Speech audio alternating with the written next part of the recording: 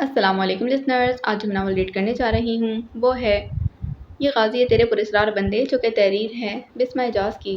چلیے شروع کرتے ہیں اس کی قسط نمبر 16۔ مسلسل ایک ہی پوزیشن میں بیٹھے رہنے سے اب تو وہ تھکنے لگے تھے۔ رات کے 12 بج گئے تھے۔ ورما وہیں بیٹھے بیٹھے سو چکا تھا۔ تھوڑی دیر بعد وکاش بھی ڈولنے لگا۔ 12:30 ہو چکے تھے۔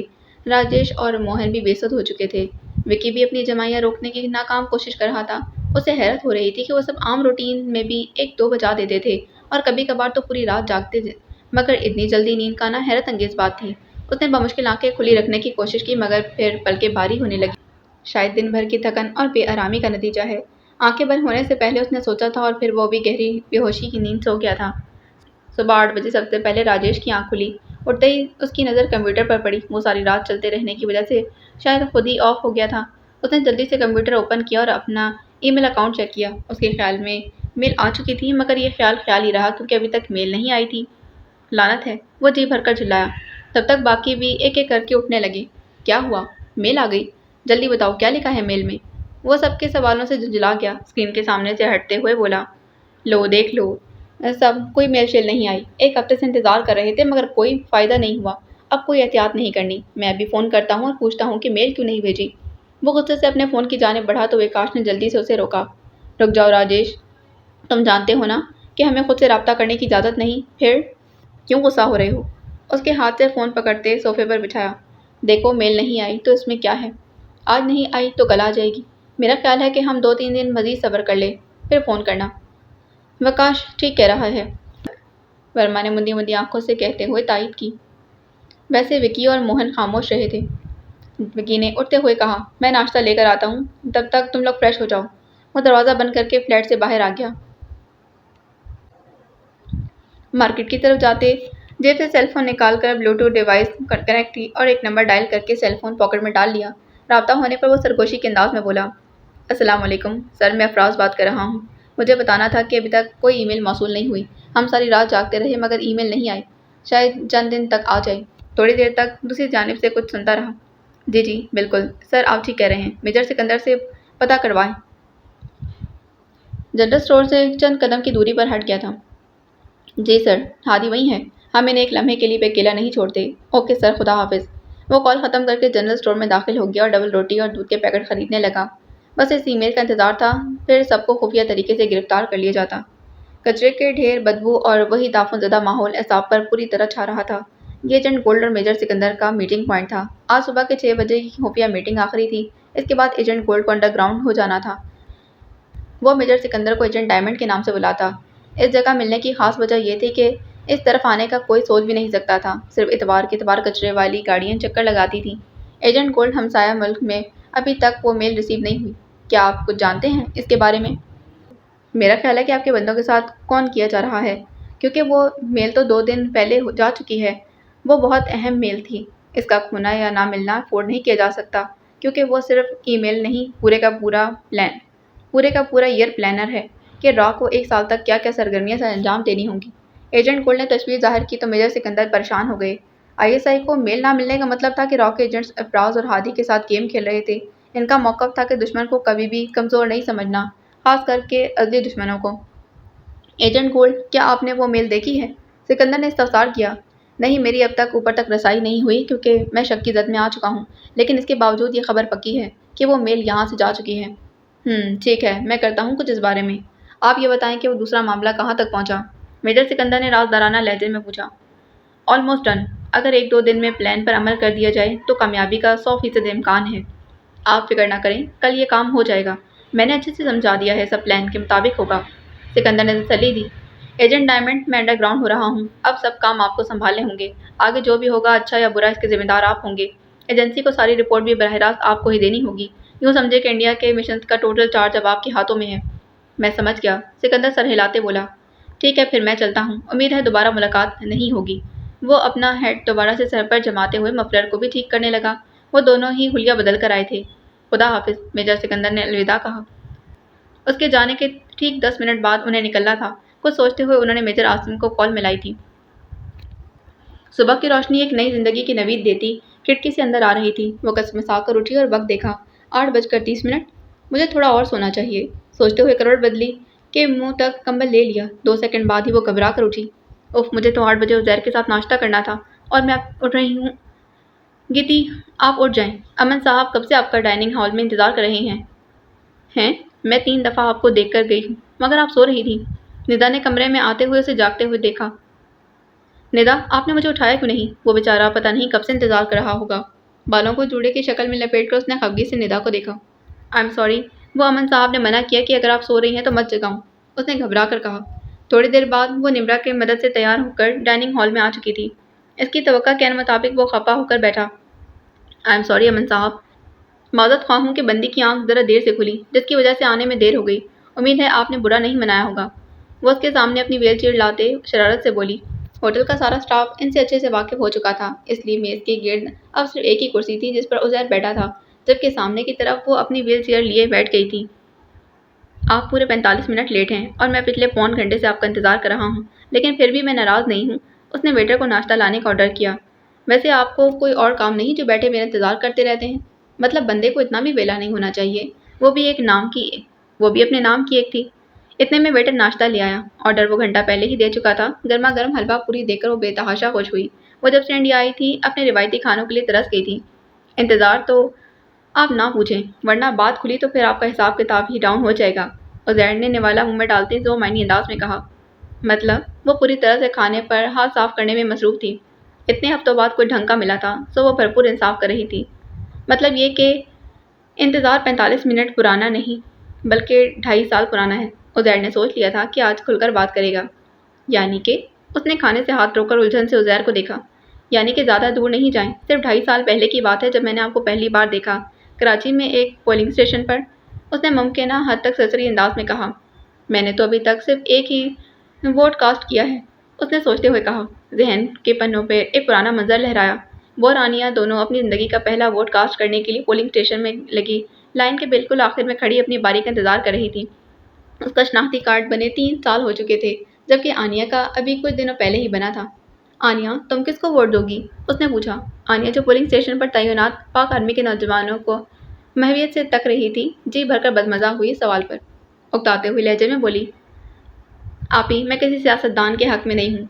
ये सब एक ही थाली के चट्टे बट्टे हैं। मगर थोड़ा सा रुककर ड्रामाई अंदाज में बोली, वोट तो मैं दूंगी लाजमी। और सिर्फ वही हैरान नहीं हुई थी, पास कुछ फासले पर खड़ा कैप्टन उज़ैर भी हैरान हुआ। अजीब पागल लड़की है, एक तरफ कह रही है कि किसी सियासतदान के हक में नहीं और वोट भी लाजमी देना है। आनिया सरगोशी भरे अंदाज में बोली।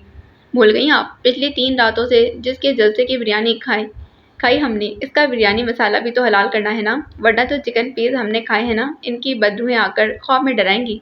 जालिमों, बिरयानी ठूस ली मगर मेरे आका को वोट नहीं दिया। आनिया की बात सुनकर जहां वो कहका लगाकर हंस पड़ी, वहीं कैप्टन उज़ैर भी बेख्तियार मुस्कुरा दिया था और इस मुस्कुराहट को आनिया की चालाक नज़रों ने फौरन देख लिया। बेचारी जी भरकर शर्मिंदा हुई कि फौजी मेरे बारे में न जाने क्या सोचेंगे, कैसी लड़की है कि एक प्लेट बिरयानी पर अपना वोट पेश डाला। खैर वो दोनों अपना वोट कास्ट करके बाहर आईं। अभी अम्मी और साथ वाली आंटी दूसरी लाइन में खड़ी अपनी बारी का इंतजार कर रही थी, इसलिए वो दोनों बाहर आकर साइड पर खड़ी हो गई। ये पोलिंग स्टेशन दरअसल एक गवर्नमेंट स्कूल था। बाहर लॉन में लाइनें लगी हुई थीं और अंदर बरामदे में मौजूद कमरों में वोट कास्ट हो रहे थे। हर तरफ आर्मी वाले मुहासरा किए हुए थे, जगह जगह राउंड लगा रहे थे। कैप्टन उज़ैर वैसे आजकल छुट्टी पे था, मगर चूंकि ये उसका अपना शहर था तो रज़ाकाराना तौर पर अपनी खिदमत पेश कर रहा था पोलिंग स्टेशन की हिफाजत के लिए। और आनिया की नज़रें बस इन फौजियों पर टिकी हुई थीं। खासे दिल फेंक अंदाज में वो कैप्टन उज़ैर को देखते हुए बोली, हाय आपी, कितने पारी लग रहे हैं ये सब आर्मी वाले। दिल करता है एक एक सेल्फी ले लूँ सबके साथ। आनिया, तुम्हें एक बात बताऊं? वो संजीदगी से बोलती हुई सीढ़ियों पर बैठ गई और आर्मी के जवानों को देखने लगी, जो ना सिर्फ जवान बल्कि 50 से ऊपर के भी उम्र रसीदा अफराद थे। हाथों में बंदूक, चेहरों पर सख्ती और आंखों में चमक लिए वो अपने फ़राइज़ सर अंजाम दे रहे थे। हाँ बोलो आपी। आनिया की नज़रें अब कैप्टन उज़ैर से हटकर एक और फौजी पर ठहर गई थी। आनिया, तुम्हें पता है आर्मी वालों को खूबसूरत क्या चीज़ बनाती है? इनका यूनिफॉर्म, इनकी आंखों की चमक और वो जज्बा जिसकी वजह से वो अपनी जानें हथेली पर लिए घूमते हैं। रंग, जात पात, नैन नक्श, फिर ये सब मैटर नहीं करता। मैटर करती है तो सिर्फ वतन से मोहब्बत, जो उन्हें दुनिया का खूबसूरत तरीन इंसान बना देती है। वो एक जज्ब के आलम में बोल रही थी, बल्कि उसके लहजे में वतन की मोहब्बत बोल रही थी। पास से राउंड लगाते हुए कैप्टन उज़ैर के कदम लम्हे भर को थमे थे। वो शायद नहीं, यकीनन बहुत ज़्यादा मुतासर हुआ था ये सब सुनकर, मगर चेहरे पर कोई तासुर लाए बगैर सीधा गुजर गया था। वो थर्ड राउंड पर था जब उसने आनिया को कहते सुना, तो आपी, क्या आपका दिल नहीं चाहता कि پاکستان کی 90% لڑکیوں کی طرح کہ آپ کا ہمسفر بھی کوئی فوجی ہو، کیا آپ کسی فوجی کی تمنا نہیں رکھتی؟ عزیر کے قدم جانے کو سست پڑ گئے، شاید وہ اس کا جواب سننا چاہتا تھا۔ نہیں آنیا، میں ایسی کوئی خواہش نہیں رکھتی کہ میں کسی فوجی کے خواب دیکھوں، بلکہ میں اس سے بڑی خواہش رکھتی ہوں، وہ یہ کہ کوئی فوجی میرے خواب دیکھے، میں نہیں، وہ میرے حصول کی آرزو کرے۔ میں اپنی دعاؤں میں یہ مانگتی ہوں کہ وہ مجھے مانگے اپنی پوری سچائی اور محبت کے ساتھ۔ یہ بات کرتے وہ نہیں جانتی تھی کہ بعض دعائیں بہت جلد پوری ہوتی ہیں، بس زبان سے نکلنے کی دیر ہوتی ہے۔ آپ کا مطلب ہے کہ اسکول میں آپ مجھے پہلی بار نہیں ملے تھے، بلکہ اس دن آپ مجھے جان بوجھ کر تنگ کر رہے تھے؟ وہ سارا واقعہ یاد کرنے کے بعد حیرانی سے بولی تھی۔ اب وہ چھوڑیں، کام کی بات پر آئیں۔ آپ کی اس خواہش کو پچھلے 2.5 سال سے میں پورا کر رہا ہوں، اس کا کیا؟ وہ اس کی آنکھوں میں دیکھتے بولا۔ اگر وہ سوچ رہا تھا کہ وہ دعا میڈم کو شرماتے لے جاتے دیکھے تو اس کی سوچ نہایت غلط تھی۔ وہ اس کی بات کے مفہوم کو سمجھتی پھر سے ناشتے کی جانب متوجہ ہو گئی۔ امن صاحب، آپ بھول رہے ہیں کہ میں نے کہا تھا کہ کوئی فوجی۔ ہاں تو اس وقت میں فوجی ہی تھا نا، اس لیے آپ کی وہ دعا میرے اور آپ کے حق میں قبول ہو گئی۔ پھر کیا بتاؤں، کہاں کہاں نہیں میں نے آپ کو تلاش کیا۔ دوسری ملاقات کے بعد تو آپ گدھے کے سر سے سینگ کی طرح غائب ہو گئی۔ تیسری دفعہ جب اس دن خون میں لت پت دیکھا تھا تو مجھے ایسے لگا کہ جیسے میری سانسیں رک گئی ہوں۔ بہت دعائیں کی تھی میں نے۔ وہ جلد سے بولتا ہوا اپنے جذبات کی سچائی بتا رہا تھا۔ اسے سمجھ نہیں آیا کہ جواباً کیا کہے، خاموش رہی۔ مجھے پتا ہے شاید میں یہ سب کہنے میں بہت جلدی کر رہا ہوں، مگر ہم جس فیلڈ میں ہیں نا، اس میں زندگی اور موت کا کوئی بھروسہ نہیں۔ مجھے میری سکس سینس کہہ رہی ہے کہ مجھے یہ سب کہنے کا موقع دوبارہ نہیں ملے گا۔ وہ انگلیاں چٹکھاتے اداسی سے کہہ رہا تھا۔ دعا کے دل کو کچھ ہوا تھا اس کی باتیں سن کر۔ وہ نم آنکھوں سے اسے دیکھے گئی۔ اگر میرا آپریشن کامیاب نہ ہوا تو میں ساری زندگی یوں ہی ویل چیئر پر بھی گزار دوں گی۔ کیا آپ اس ساری زندگی ایک معذور کے ساتھ گزار سکتے ہیں؟ ہاں بالکل، ایک لمحے کا توقف کیے بنا جواب آیا تھا۔ چند منٹ یوں ہی خاموشی سے گزر گئے۔ وہ اپنے آپ کو سنبھالتے پہلے والی دعا بن گئی تھی۔ اچھا تو امن صاحب، اس مسئلے پر ہم پاکستان جا کر بات کریں گے، فی الحال آپ میرا پلان سنیے جو میں نے کل کے لیے بنایا ہے۔ وہ سرگوشی کے انداز میں اسے بتا رہی تھی کہ وہ کل سونیا کے گھر کیا کرنے جا رہی ہے۔ ای میل کا انتظار کرتے 2 دن مزید گزر چکے تھے۔ وہ سب گھنٹوں بیٹھے رہتے کہ شاید اب آ جائے، مگر ہر دفعہ مایوسی کا سامنا کرنا پڑتا۔ ان 2 دنوں میں ایک تبدیلی یہ آئی کہ وکاش کا رویہ فراز اور ہادی کے ساتھ بہت پراسرار ہو گیا تھا۔ وہ انہیں ہر وقت عجیب سی نظروں سے دیکھتا رہتا، لیکن وہ دونوں نظر انداز کر دیتے۔ سوچنے کے لیے ان کے پاس اس سے بڑے مسائل تھے۔ وہ 13 اگست کا عام دنوں جیسا ہی ایک دن تھا۔ اس دن ورما اور راجیش کا منصوبہ تھا کہ اپنے بڑوں سے بات کر کے میل کی بابت دریافت کیا جا سکے۔ اس سلسلے میں را کے تینوں ایجنٹس اور افراد ایک خفیہ ٹھکانے کی طرف گئے تھے تاکہ وہاں سے رابطہ کیا جا سکے۔ ہادی نے البتہ معذرت کر لی تھی کہ وہ نہیں جا سکے گا کیونکہ اس کی طبیعت خراب ہے۔ وہ چاروں سے فلیٹ میں ہی چھوڑ کر روانہ ہو گئے۔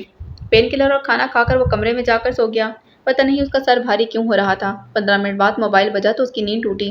مندی آنکھوں سے فون کرنے والے کا نام دیکھا تو ساری نیند منٹ میں پہلے سے ہی غائب ہو گئی۔ السلام علیکم سر۔ اٹھ کر بیٹھتے ہوئے اس نے جلدی سے میجر عاصم کی کال ریسیو کی۔ وعلیکم السلام۔ افراز کہاں ہے؟ فون کیوں نہیں اٹھا رہا؟ اتنی دفعہ رنگ کر چکا ہوں۔ سر وہ تو اس کے ساتھ باہر گیا ہے، شاید اسی لیے کال نہیں ریسیو کر رہا۔ ان کے سامنے آپ سے بات کرے گا تو انہیں شک ہو جائے گا۔ ہادی نے وضاحت دی۔ ہادی تم اس وقت کہاں ہو؟ انہوں نے چونکتے ہوئے پوچھا۔ سر میری طبیعت ٹھیک نہیں تو میں فلیٹ میں ہی ہوں۔ کیا ہوا سر، کوئی بات ہوئی ہے کیا؟ ہادی نے تشویش سے پوچھا۔ بہت بڑی گڑبڑ ہو گئی ہے ہادی۔ وہ میل تو اسی دن بھیج دی گئی تھی، مگر تم لوگوں کو ابھی تک اگر نہیں ملی تو اس کا مطلب ہے کہ وہ تم دونوں سے جان بوجھ کر چھپائی گئی ہے۔ کیا؟ وہ شدید حیرت سے اٹھ کھڑا ہوا۔ میجر سکندر کے مطابق وہ میل موصول ہو چکی ہے، انہوں نے کنفرم کرنے کے بعد رپورٹ کی ہے۔ میجر عاصم کو بھی سمجھ نہیں آ رہی کہ اگر وہ میل آ چکی ہے تو ابھی تک ان کے ہاتھ کیوں نہیں لگی۔ سر اگر ان لوگوں کو وہ میل مل چکی ہے تو ہمیں پتہ چل جاتا۔ ہادی نے الجھن سے ادھر ادھر چکر کاٹتے کہا۔ کہیں ایسا تو نہیں کہ وہ میل جان بوجھ کر تم دونوں سے چھپائی گئی ہو سکتا ہے ان کو شک ہو گیا ہو۔ لیکن سر اگر ان کو شک ہوتا تو اب تک وہ ہمیں مار چکے ہوتے۔ اتنے اچھے تو وہ ہیں نہیں کہ اپنے دشمنوں کو چھوڑ دیں۔ اور راجیش اور ورما تو خود اتنا پریشان ہو رہے تھے کہ ابھی تک میل نہیں آئی۔ اس نے ماتھے کو دباتے ہوئے روانی سے کہا۔ سر میں دوبارہ درد شروع ہو چکا تھا۔ صرف 2 کو ٹینشن ہے، تیسرے کو نہیں۔ میجر عاصم نے چپتے ہوئے انداز میں پوچھا تو وہ ایک لمحے کو ٹھہر سا گیا۔ یہ اس نے کیوں نہیں سوچا کہ تیسرے کو ٹینشن کیوں نہیں؟ راجیش اور ورما کے برعکس وکاش کو میل کے آنے یا نہ آنے کی کوئی فکر نہیں تھی۔ وہ تو ابھی بھی بڑوں سے رابطے کے حق میں نہیں تھا۔ کیوں؟ اسے ٹینشن کیوں نہیں تھی؟ اور وہ اتنا پرسکون کیوں نظر آتا تھا؟ وہ اس کا ہادی اور افراز کو عجیب طرح سے دیکھنا ذو معنی فکرے۔ اس نے کڑی سے کڑی ملائی۔ اوہ نو، اس کا مطلب ہے وکاش کو وہ میل مل چکی ہے، مگر کب اور کیسے؟ سر آپ نے کہا کہ وہ میل اسی دن بھیج دی گئی تھی، اس نے پرسوچ انداز میں کہا، مگر اس دن ہم سب جاگ رہے تھے اور ای میل کا انتظار کر رہے تھے۔ ایک لمحے کے لیے بھی کمپیوٹر کے آگے سے ہٹے نہیں، اور نہ ہی اس رات کو کوئی خلاف معمول بات ہوئی۔ آر یو شیور ہادی کہ ای میل کا راز اسی رات میں چھپا ہوا ہے؟ میجر نے بے چینی سے پوچھا۔ एक दफ़ा फिर उसने रात को जहन में दोहरा कर सोचा कि क्या हुआ था। हादी सोचते हुए कहने लगा, हम लोग रात 8 बजे ही कंप्यूटर के आगे बैठकर ईमेल का इंतज़ार कर रहे थे। फिर विकास खाना ले आया और कहते कहते वो चौंक कर रुका। सारा पजल एकदम ही हल हो गया था। खिलाफ मामूल बात क्या थी वो अच्छे से समझ गया था। और क्या हादी सर, वो खाना खाकर 2 से 3 घंटे में ही हमें नींद आना शुरू हो गई। वो वहीं बैठे बैठे हम सब सो गए, जबकि आम रूटीन में 2 से 3 बज जाते हैं और हमें नींद नहीं आती। यानी खाने में कुछ ऐसा था जिसकी वजह से सब सो गए और खाना विकास लाया था। Oh my God! सर आप ठीक कह रहे हैं, वो बिल विकास के पास है। उस रात सबके सोने के बाद यकीनन उसने अपने अकाउंट में सेंड करके मोबाइल से डिलीट कर दी होगी, और ऐन मुमकिन है कि उसने हमारे मोबाइल भी चेक किए हों, इसी वजह से उसे शक गुजरा हो। लेकिन उसने ये बात और मेल अपने साथियों से क्यों छुपाई? वो हैरत से कहने लगा, ये बिल्कुल भी अच्छा नहीं हुआ। तुम्हें अभी के अभी वो ईमेल तलाश करके मुझे सेंड करनी होगी, बल्कि तुम मुसलसल मुझसे राब्ते में रहकर ही वो मेल ढूंढो। मेजर आसिम के ऑर्डर पर वो फौरन उठा। ब्लूटूथ डिवाइस कनेक्ट करके वो विकास के कमरे की जाने बढ़ा। ये मौका अच्छा था क्योंकि कोई घर पर नहीं था। सर, मैं विकास के कमरे की तलाशी लेने जा रहा हूँ। उम्मीद है सब अच्छा होगा। वो साथ साथ ब्रीफिंग दे रहा था। इस फ्लैट में टोटल 3 कमरे थे। एक में राजेश और वर्मा, दूसरे में हादी अफराज, जबकि तीसरे कमरे में विकास अकेला रहता था। अभी उसके कमरे पर लॉक लगा हुआ था। उसने लॉक खोला और अंदर दाखिल हो गया। उसे विकास का लैपटॉप ढूंढना था। मेज पर तो नहीं था, लाजमी उसकी अलमारी में होगा। उसने जल्दी जल्दी सारे कपड़े बाहर फेंकने शुरू कर दिए। कपड़ों के ढेर के नीचे एक ब्रीफ केस रखा हुआ था जिस पर कोड लगा था। उसने वो ब्रीफ केस बेड पर रखा। कोड सोचने का वक्त नहीं था। वो भागता हुआ किचन में गया और छुरी उठा लाया। ब्रीफ केस काटना शुरू कर दिया। 5 मिनट की मेहनत के बाद ऊपर वाला ढक्कन कट चुका था। उसने लैपटॉप निकाला। सर, मैंने इसका लैपटॉप निकाल लिया है, मगर इस पर तो पासवर्ड लगा है। उसने परेशानी से कहा, क्या तुम्हें पासवर्ड का नहीं पता? नो सर, बट मैं ऐसा करता हूँ कि ये पासवर्ड उड़ा देता हूँ, क्योंकि अभी आगे ना जाने कितने पासवर्ड लगाने होंगे। हादी ने एंट्री पासवर्ड को उड़ाकर मुख्तलिफ फाइल्स में झांकना शुरू कर दिया। साथ ही साथ वो एक नज़र दरवाजे पर भी लगा लेता कि कोई आ ना जाए। सर, आप तब तक अफराज को मैसेज कर दें कि वो उनको भी लेकर ना आए। मैं तब तक देखता हूँ कि ये ईमेल कहाँ है। तुम ठीक कह रहे हो, मैं उसे मैसेज कर देता हूँ। तुम ये बताओ कि क्या हुआ, कुछ मिला? मेजर आसिम की आवाज़ उसके कानों से टकराई। देख रहा हूँ सर, उसने एक फ़ाइल देखते हुए कहा जिस पर हाई सिक्योरिटी लगाई गई थी। मेरा ख्याल है यही वो फ़ाइल है, लेकिन इसका पासवर्ड उड़ाया तो ये फ़ाइल एनक्रप्ट हो जाएगी। वो बड़बड़ाया तो मेजर आसिम को भी परेशानी हुई। आमतौर पर हम अपना नाम या डेट ऑफ बर्थ पासवर्ड के तौर पर रखते हैं, या जो चीज़ हमें महबूब हो। ये बताओ कितने हर्फ का पासवर्ड है? 5 लफ्ज़ों का। मेरे ख्याल में इंडिया होगा ये पासवर्ड। हादी ने हादी ने ख्याल ज़ाहिर किया। हो सकता है, एंटर करके देखो। मेजर आसिम को उम्मीद तो नहीं थी, मगर उसके सिवा कोई चारा भी नहीं था। हादी ने धड़कते दिल के साथ पासवर्ड टाइप किया, मगर वही हुआ जिसकी उसे उम्मीद थी। फाइल ओपन ना हुई। सर, बस एक चांस और, वरना फाइल खुलने के बजाय ज़ाया हो जाएगी, उसने सर को दबाते हुए कहा। पेन किलर खाने के बावजूद सर दुख रहा था और चक्कर भी आ रहे थे। हादी, सोचो इसकी आदत और ख्यालात के बारे में। उसका कोई और नाम या जो लफ्ज़ उसके उसके लिए अहम हो। उसकी छोटी से छोटी बात को जहन में दोहराओ। कुछ तो होगा जो बज़ाहिर बहुत आम हो। वो मेजर आसिम के कहने पर सोचने लगा। जहाँ तक उसने अंदाज़ा लगाया था, विकास एक खुद परस्त और खुदगर्ज शख्स था। वो बहुत बातूनी नहीं था, मगर इंतहाई चालाक था। खामोशी से हालात का जायज़ा लेता। बकौल वर्मा के, विकास को बहुत गुस्सा है कि उसके बजाय राजेश को मिशन का इंचार्ज बनाया गया। उसके ख्याल में वो ज़्यादा काबिल है। उसने थोड़ा सोचने की कोशिश की। विकास बहुत जीनियस है। इसके फादर भी रॉ में थे और वो बहुत मशहूर एजेंट थे। रॉ की तरफ से उन्हें ब्लैक टाइगर का टाइटल दिया गया था। उसके जहन में एक मुद्दा सा लपका। उसे याद आया कि उसने उसके मोबाइल के वॉलपेपर पर टाइगर की तस्वीर देखी थी, लेकिन ब्लैक टाइगर में तो 10 अल्फाज आते हैं और ये 5 हरफी पासवर्ड है। उसने बेदिली से कहा था, ज़रूरी तो नहीं कि पासवर्ड ब्लैक टाइगर ही हो, सिर्फ टाइगर भी तो हो सकता है। हादी, तुम टाइगर लिखकर एंटर करो, मुझे लगता है यही पासवर्ड है। मेजर आसिम ने दबे दबे जोश से कहा। हादी ने घूमते सर से कहा, एकदम से दर्द सोच लें सर, क्योंकि बस एक ही मौका है। शिद्दत इख्तियार क्योंकि एकदम से दर्द शिद्दत इख्तियार करने लगा। उसे समझ नहीं आ रहा था कि उसे क्या हो गया है। सुबह तक तो वो बिल्कुल ठीक था। फिर उसने जूस पिया। वो किचन में पड़ा था। अजीब करवाहट सी उसके जायके में। फिर भी उसने आधा गिलास पी लिया था, क्योंकि नाश्ते को और कुछ भी नहीं था। लगता है इस विकास ने ही कुछ मिलाया होगा, मगर क्यों? उसने बेदम सा होकर बेड पर सर रख दिया। Hadi, are you listening? Major Asim ने उसकी खामोशी से आजिज आकर कहा। यस सर, उसने खुद को संभालते कहा। पासवर्ड टाइप करो जल्दी, क्योंकि हमारे पास वक्त नहीं, वो लोग आने वाले होंगे। वो बमुश्किल घूमते सर को पकड़कर उठा और बाथरूम में जाकर मुंह पर पानी के छींटे मारे। सर पर भी पानी डाला। थोड़ा सुकून मिला। सर पर तौलिया फेरता हुआ वो बाहर आया। لیپ ٹاپ پر وہ فائل پاسورڈ مانگ رہی تھی۔ لکھا ٹی۔ اس نے اللہ کا نام لے کر ٹائپ کرنا شروع کر دیا۔ پہلے خانے میں سر آپ شور ہیں نا؟ اس نے پھر سے پوچھا۔ ہاں میں شور ہوں، تم ٹائپ کرو، میجر عاصم نے نرمی سے کہا۔ اس نے اوکے کہتے اگلے حرف ٹائپ کیے اور آنکھیں بند کر لی۔ کلک کی آواز آئی، اس نے بے ساختہ آنکھیں کھولی۔ خوشی کی ایک لہر اس کے وجود میں دوڑ گئی تھی۔ فائل کھل گئی تھی۔ سر فائل کھل گئی ہے، وہ خوشی سے چلایا۔ مجھے یقین تھا کہ فائل کھل جائے گی۔ اسے لگا میجر عاصم مسکرائے ہوں۔ سر آپ کو کیسے یقین تھا؟ اس نے فائل کھول لی۔ اس فائل کے اندر 3 فولڈر بنے ہوئے تھے۔ اس نے پہلے فولڈر کو کھولا۔ یہ بلیک ٹائیگر پاکستان میں جاسوسی کرتا تھا۔ 7 سال تک وہ پاک آرمی میں موجود رہ کر مخبری کرتا رہا، لیکن پھر پکڑا گیا تھا۔ انڈین ایجنٹس اسے ہیرو مانتے تھے، اور یہ وکاش اگر اس کا بیٹا ہے تو یہ اپنے باپ کا ہی نام استعمال کرے گا نا؟ اس کا دھیان میجر عاصم کی باتوں کی بجائے اس فولڈر پر تھا۔ یاہو! وہ اپنا سر درد بھول کر چلایا۔ سر بہت کمال کی چیز ہاتھ لگی ہے۔ یہ وکاش تو اپنی ایجنسی کو بھی دھوکہ دے رہا ہے۔ اسی کے راز CIA کو دیتا ہے اور بدلے میں ڈالر لیتا ہے۔ اب سمجھ میں آیا کہ اس نے اپنے ساتھیوں سے میل کیوں چھپائی ہوئی تھی۔ ایک فولڈر میں وہ ای میل بھی ہے جس کا ہمیں انتظار تھا، اور تیسرے فولڈر میں اس کی بات ادھوری رہ گئی۔ دروازہ کھلنے کی آواز آئی تھی۔ شٹ! سر میرا خیال ہے سب آ گئے ہیں۔ وہ گھبرا کر اٹھ کھڑا ہوا۔ ہادی جلدی سے وہ فائل مجھے سینڈ کرو، ابھی، ہری اپ! میجر عاصم اس کے کان میں چلائے تھے۔ اب کچھ نہیں ہو سکتا تھا، آر یا پار۔ وہ جان چکا تھا کہ اب کچھ بھی نہیں ہو سکتا۔ وکاش کچھ سیکنڈز کے بعد اپنے کمرے میں ہوتا۔ اس نے پھرتی سے آپشن میں جا کر سینڈ پر کلک کیا تھا کہ تم میرے کمرے میں کیا کر رہے ہو؟ وکاش نے دھاڑتے اسے بتایا کہ سارا کھیل ختم۔ وکاش کے ساتھ ہی 3 اور اجنبی لوگ بھی اندر آئے تھے۔ اس نے بغیر سوچے پھرتی سے لیپ ٹاپ اٹھایا اور بھاگ کر خود کو واش روم میں قید کر لیا تھا۔ ہادی تم ٹھیک ہو؟ میجر عاصم کی پریشان سی آواز آئی تھی۔ سر وکاش کے ساتھ پتہ نہیں کون لوگ ہیں، پہلے کبھی دیکھا نہیں ان کو۔ وکاش نے کمرے کی حالت کو ایک نظر دیکھا۔ زمین پر پھیلے کپڑے اور پھٹا ہوا بریف کیس اور لیپ ٹاپ کی عدم موجودگی اسے ساری کہانی سمجھا گئی تھی۔ اوہ تو تم وہ ای میل ڈھونڈنے کی کوشش کر رہے ہو؟ بلڈی پاکستانی جاسوس! اس نے کہکا لگاتے کہا۔ لیپ ٹاپ پر متحرک ہادی کی انگلیاں ایک دم ہی تھم گئی تھیں۔ اسے لگا کہ اسے شک ہو گیا ہو، مگر اس کا پاکستانی جاسوس کہنا یہ ثابت کر رہا تھا کہ وہ سب جان گیا ہے۔ ایک فولڈر سینڈ ہو رہا تھا۔ اس نے وقت گزارنے کی خاطر بات بڑھائی۔ تمہیں کیسے پتہ چلا کہ میں پاکستانی جاسوس ہوں؟ ڈرا سہما ہوا لہجہ وکاش کو اندر تک سکون دے گیا تھا۔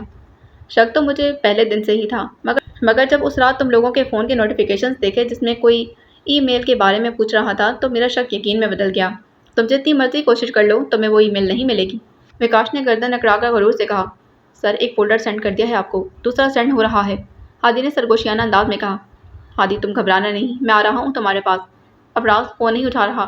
میں نے اسے میسج کر دیا ہے، ہو سکتا ہے وہ مجھ سے پہلے پہنچ جائیں۔ تو پریشان نہیں ہونا، میجر عاصم نے اسے تسلی دی۔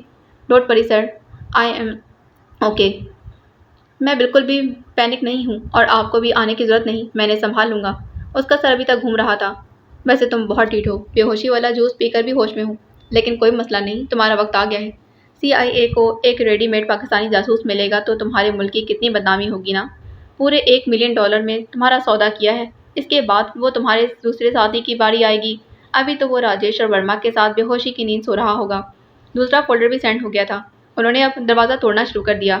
اس نے تیسرے فولڈر پر کلک کیا۔ تم لوگ مجھ سے کیا چاہتے ہو؟ اس نے چلا کر پوچھا۔ یہی کہ تم شرافت سے باہر آ جاؤ، ورنہ تمہاری زندگی کی کوئی ضمانت نہیں۔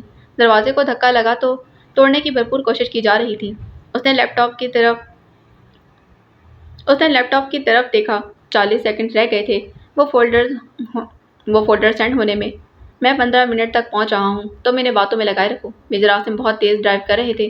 میں بتاتا ہوں تمہیں کہ جب ایک انڈین غدار جاسوس پاکستان کے ہاتھ لگے تب تمہارے ملک کی کتنی بدنامی ہوگی۔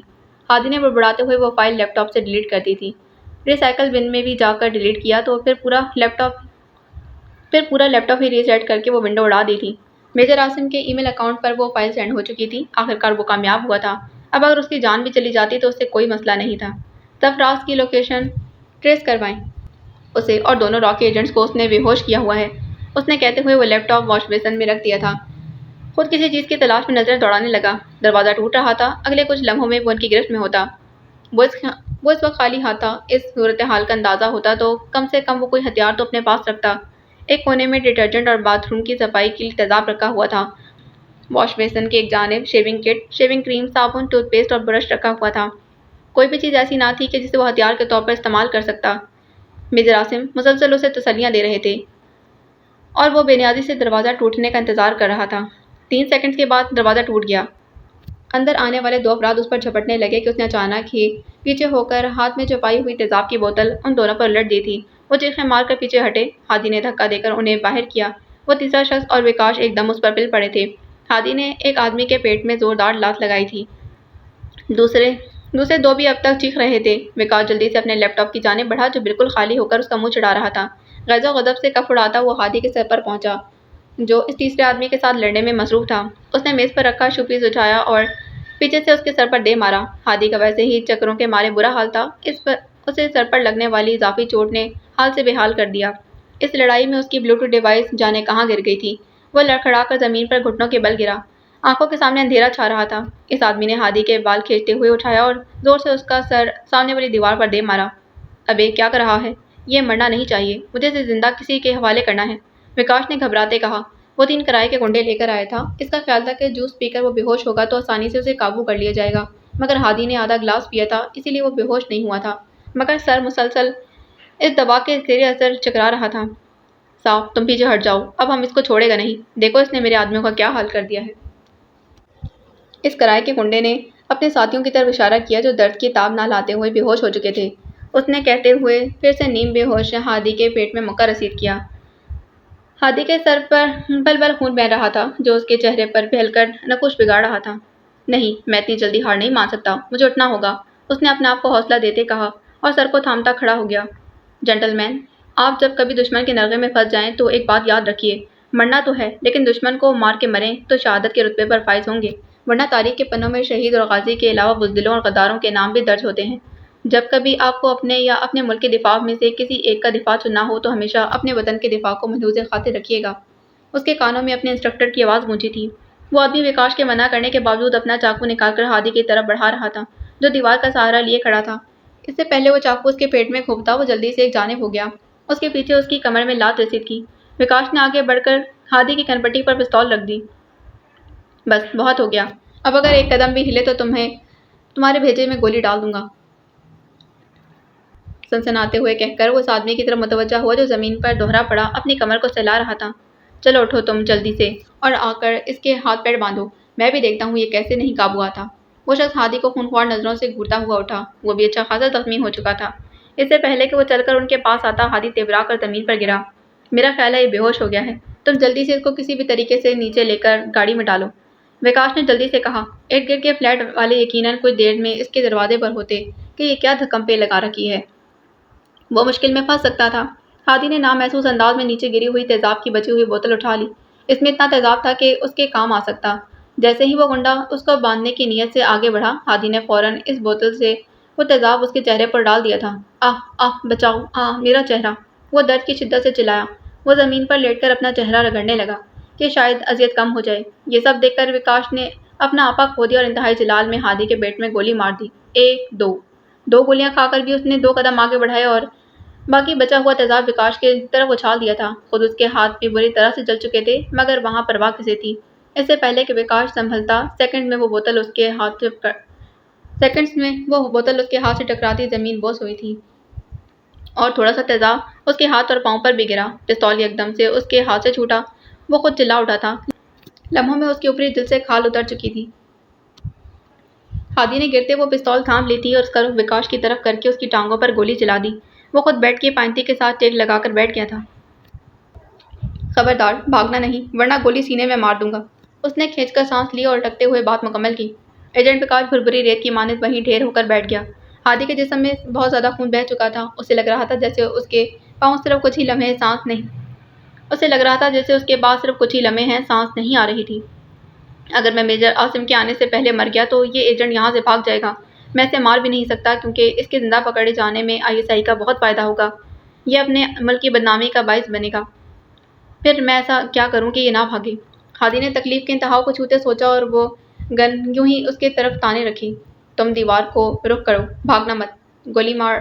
اب یہ الفاظ اس کے منہ میں تھے کہ وکاش نے جلدی سے اپنا رخ دیوار کی طرف کیا۔ وہ بھی ایک ایجنٹ تھا، اسی لیے اتنی تکلیف اور ٹانگ میں گولی کھانے کے باوجود ہوش میں تھا۔ وہ بھاگ کر اپنی زندگی خطرے میں نہیں ڈال سکتا تھا۔ خاموشی سے بیٹھ کر چپکے سے نیچے نظر دوڑائی۔ ہادی نے ابھی تک اس پر پستول تان رکھی تھی۔ 5 منٹ بعد ہی اسے کسی کے بھاگتے قدموں کی آواز سنائی دی۔ میجر عاصم کو جیسے ہی اطلاع ملی وہ میل موصول ہو چکی ہے تو انہیں پریشانی ہوئی کیونکہ افراز اور ہادی کو ابھی تک وہ میل نہیں ملی تھی۔ انہوں نے فوراً افراز کو کال ملائی مگر وہ ریسیو نہیں کر رہا تھا۔ انہوں نے تنگ آ کر ہادی کو کال ملائی، اسے ساری صورتحال بتائی۔ سب کچھ صحیح جا رہا تھا، پھر معاملہ اچانک ہی گمبھیر اور نازک ہو گیا۔ وہ اس وقت ہادی کو نہیں کہہ سکتے تھے کہ فوراً اپنے بچاؤ کا سوچو۔ اسے جلدی سے وہ فولڈر سینڈ کرنے کو کہا۔ ساتھ ہی انہوں نے گاڑی نکالی اور روانہ ہو گئے۔ ان کے کانوں میں گونجتی دروازہ توڑنے کی آوازیں یہ ثابت کر رہی تھیں کہ ہادی بہت مشکل میں پھنس چکا ہے۔ پھر اسی کے کہنے پر انہوں نے ایک ٹیم کو افراز کی لوکیشن کی جانب بھیجا۔ دروازہ شاید ٹوٹ چکا تھا، وہ اس وقت دوسرے علاقے میں تھے۔ کم سے کم انہیں وہاں پہنچنے میں 15 منٹ لگنے تھے۔ پھر ہادی سے رابطہ منقطع ہو گیا۔ انہیں شدید پریشانی لاحق ہوئی۔ اس کی خیریت کی دعائیں مانگتے وہ تیز رفتاری سے ڈرائیو کرتے وہاں پہنچے تھے۔ گاڑی سے اتر کر بھاگتے وہ مطلوبہ منزل تک پہنچے۔ اس فلیٹ کے سامنے لوگوں کا رش لگا ہوا تھا۔ ارد گرد کے اپارٹمنٹ والوں نے شور اور ہنگامے کی آوازیں سن کر پولیس کو فون کر دیا تھا، جو اندر جانے کے بجائے دروازے پر کھڑے لوگوں سے تفتیش کر رہے تھے۔ میجر عاصم نے آگے بڑھ کر آرمی کے حوالے سے اپنا تعارف کروایا اور دروازہ کھلوایا۔ وہ دھڑکتے دل کے ساتھ آگے بڑھے۔ 2 کمروں کے دروازے کھلے تھے اور تیسرے کمرے کا دروازہ بند تھا۔ میجر عاصم نے خود ہی آگے بڑھ کر دروازہ کھولا۔ اندر کا منظر عجیب تھا۔ دروازے کی ایک جانب نیم بے ہوش را کا ایجنٹ وکاش اور دوسری جانب اس کی طرف پستول تانے ہادی بیٹھا ہوا تھا۔ آگے کے منظر دیکھنے سے پہلے ہی وہ جلدی سے ہادی کی طرف بڑھے، جس کی کھلی آنکھوں میں عجیب سی چمک تھی۔ شکر ہے یہ زندہ ہے، انہوں نے شکر کا کلمہ پڑھا۔ ہادی، انہوں نے آواز دی مگر اس کی اس طرف سے کوئی جواب نہ آیا تھا۔ اس کی نظریں بدستور وکاش کی پشت پر جمی ہوئی تھیں اور گھٹنے پر رکھے پستول والے ہاتھ میں بھی کوئی جنبش نہ ہوئی تھی۔ پولیس نیم بے ہوش وکاش کو ہتھکڑی لگا رہی تھی۔ ہادی، کچھ بے یقینی سی کیفیت میں اس کے کندھے کو ہلایا تو اس کا پستول والا ہاتھ پہلو میں گرا۔ سر، ان کی ڈیتھ ہو چکی ہے، پاس کھڑے باوردی اہلکار نے ہولے سے کہا۔ کمرے سے باہر لے جاتے ہوئے وکاش نے پل بھر کو مڑ کر ہادی کی چمکتی آنکھوں کو دیکھا، جس کی نظریں ابھی بھی اسی جگہ پر جمی ہوئی تھیں جہاں کچھ دیر پہلے وکاش بیٹھا ہوا تھا۔ اس نے 2 سے 3 بار اپنی زخمی ٹانگ سمیت بھاگنے کی کوشش کی تھی، مگر ہر بار جب بھی پیچھے مڑ کر دیکھا تو ہادی کی آنکھوں اور پستول کی نال اپنی جانب آتا۔ اگر وہ جانتا ہوتا کہ ہادی 10 منٹ پہلے ہی وفات پا چکا ہے تو اب تک وہ بھاگ چکا ہوتا۔ اس پاکستانی جاسوس کے مر کر بھی اسے بیوقوف بنائے رکھا تھا۔ لعنت ہے مجھ پر، اس نے بے اختیار خود کو ملامت کیا اور اسے کھینچتے ہوئے وہاں سے لے جایا جا رہا تھا۔ میجر عاصم نے ہادی کی کھلی آنکھوں کو بند کیا۔ اس کے پورے چہرے پر خون پھیلا ہوا تھا۔ سر سے تو خون بہا ہی تھا مگر پیٹ میں لگنے والی گولیوں نے ارد گرد خون کا تالاب بنا دیا تھا۔ پھر بھی اس کی مسکراہٹ مخفی نہیں تھی، جیسے وہ بہت خوش ہو۔ میجر عاصم کی آنکھوں سے آنسو بہنے لگے۔ ایک اور جان مادر وطن پر قربان ہو چکی تھی۔ انہوں نے اس کے چہرے سے خون صاف کیا۔ اس کے بائیں جانب اس نے اپنے خون سے کچھ لکھا تھا۔ وہ آگے کو ہو کر دیکھنے لگے۔ وہاں اس نے خون سے محبت اور شہادت لکھا ہوا تھا اور ان 2 آپشنز میں سے اس نے شہادت پر ٹک کیا تھا، بالکل ویسے ہی جیسے کوئی MCQ ہوتا ہے کہ کسی ایک کا انتخاب کریں۔ اسے تو انتخاب کرنے کی بھی ضرورت نہیں پڑی تھی، اس کا فیصلہ تو آسمانوں پر ہو گیا تھا۔ کیا ہوا جو محبت ادھوری رہ گئی؟ فرض تو پورا ہو گیا تھا نا۔ بعض اوقات ہمیں ہماری من پسند چیز سے نہیں نوازا جاتا کیونکہ ہمارے حق میں بہت بہتر لکھا جا چکا ہوتا ہے۔ اس کے نصیب میں محبت نہیں شہادت لکھ دی گئی تھی، جانے کیوں، لیکن اسے شروع دن سے ہی یہ یقین تھا کہ اس کے نصیب میں محبت نہیں، مگر اس کی تقدیر اس دنیا کی ادنا سی محبت کے بدلے شہادت کا تحفہ دے گی، یہ اس کے وہم و گمان میں بھی نہیں تھا۔ اس نے اپنی زندگی اور محبت قربان کر کے لاکھوں کی محبتیں اور زندگیاں بچائی تھیں۔ وہ سوچنے لگے، مجھے موہت کے لیے افسردہ ہونے کی ضرورت نہیں، اسے اس کی محبت نہ مل سکی یا وہ شہید ہو گیا، اسے تو بہتر نہیں بلکہ بہترین سے نوازا گیا ہے۔ میجر عاصم نے شہادت والے آپشن پر موہت کے خون سے ایک اور ٹک لگایا تھا۔ ایک مرد مجاہد کے لیے اس سے بہتر کوئی اور انتخاب ہو ہی نہیں سکتا۔ میرے وطن یہ عقیدتیں اور پیار تجھ پر نثار کر دوں، محبتوں کے سلسلے بے شمار تجھ پر نثار کر دوں۔ میرے وطن میرے بس میں ہو تو تیری حفاظت کروں میں سے، خزاں سے تجھ کو بچا کر رکھوں، بہار تجھ پر نثار کر دوں۔ تیری محبت میں موت آئے تو اس سے بڑھ کر نہیں ہے خواہش، یہ ایک جان کیا 1000 ہوں تو 1000 تجھ پر نثار کر دوں۔ میرے وطن یہ عقیدتیں اور پیار تجھ پر نثار کر دوں۔ باقی اگلی قسط میں۔